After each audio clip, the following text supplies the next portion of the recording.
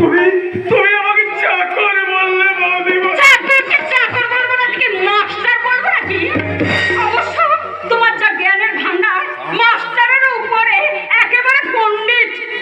পণ্ডিত না হলো এবারের কেউ কখনো আমাকে চাকর বলে বিদ্রুপ করে না গো বৌদি বলি। এবারের সবাই আমাকে এবারের চাকর বলে মনে করে। তাই নাকি? তা এখন আমি হ্যাঁ গো বৌদি বলি। আর তাই তো একটা সময় আমি ভুলেই গিয়েছিলাম যে যে আমি এবারের চাকর।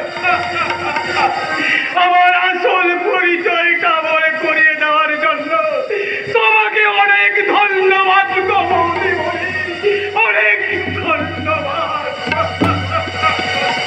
থামো, ওদের মুখে আছে। কি বলতে এসেছিলে বলো?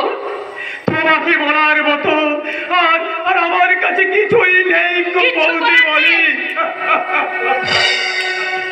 কি করে থাকবে? চাকর কি কখনো তার শরীরকে আগ বাড়িয়ে কোনো কিছু বলতে পারে? মনে হ্যাঁ গো বৌদি বলি।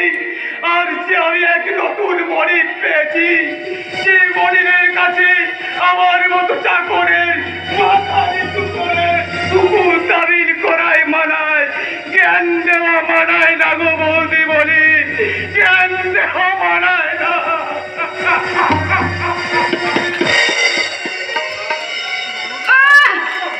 রাবিশ! ওই চাকরটা আমার মাথাটার উপর তুলে গেল। ওই বুড়ো শ্বশুরটাই ওকে মাথায় তুলে রেখেছে। আর তাকে কি বলবো?